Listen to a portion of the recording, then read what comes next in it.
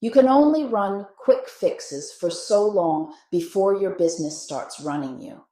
Every founder knows that feeling. The week gets swallowed by fire drills, client issues, payroll surprises, and by Friday, you realize you've been reacting the whole time. You tell yourself, next week, I'll get strategic.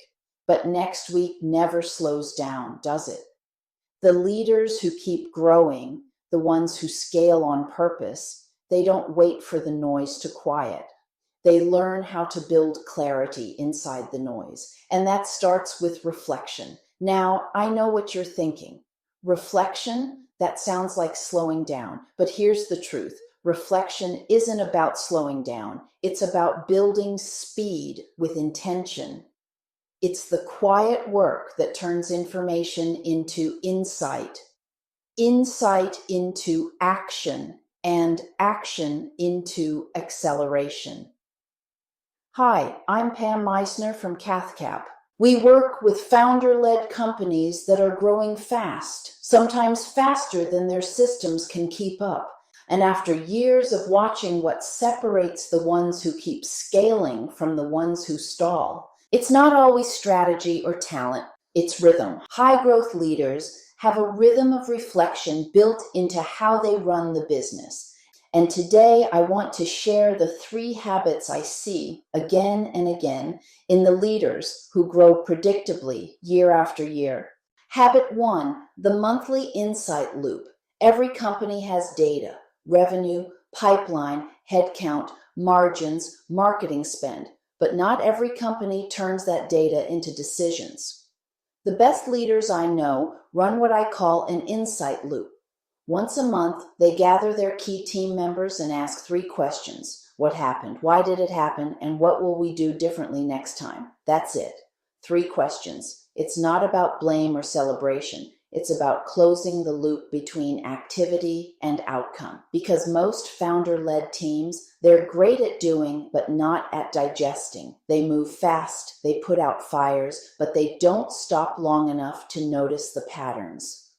The insight loop changes that. It turns reports into a story your leadership team can actually act on. And when you do it consistently, something shifts. You stop reacting. You start anticipating. The business begins to run on momentum instead of adrenaline. It's like the difference between checking your dashboard while you're driving and actually knowing where the road is taking you.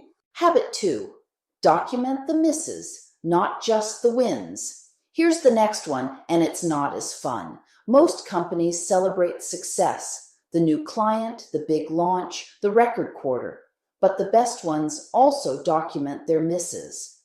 When something goes wrong, a campaign flops, a key hire doesn't work out, a forecast misses, they don't move on and hope it'll be different next time. They write it down, not to punish anyone, to learn faster, because every company pays tuition.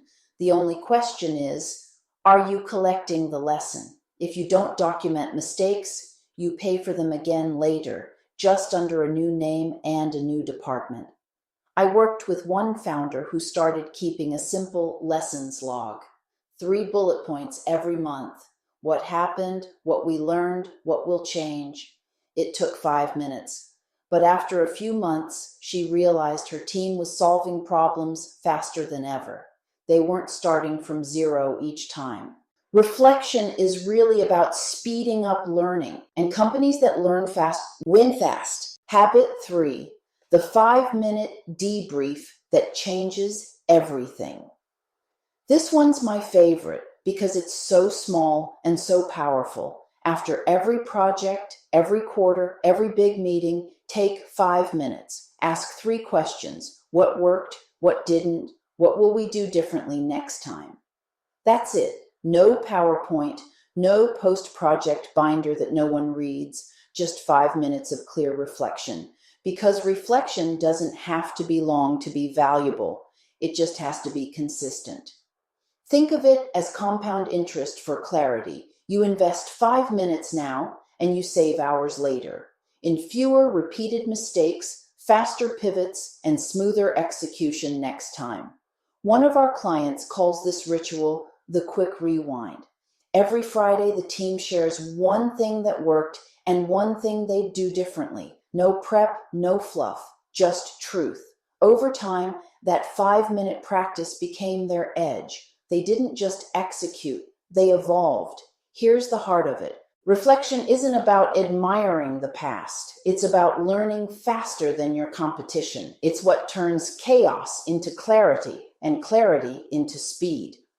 If you're a founder, you already know how to move fast. The question is, are you moving intentionally? Because clarity beats hustle every single time. So let's bring it home. If you're running a growing company, reflection might feel like a luxury you don't have time for. But in reality, it's the one discipline that buys you more time and better decisions. Start small. Run one insight loop this month.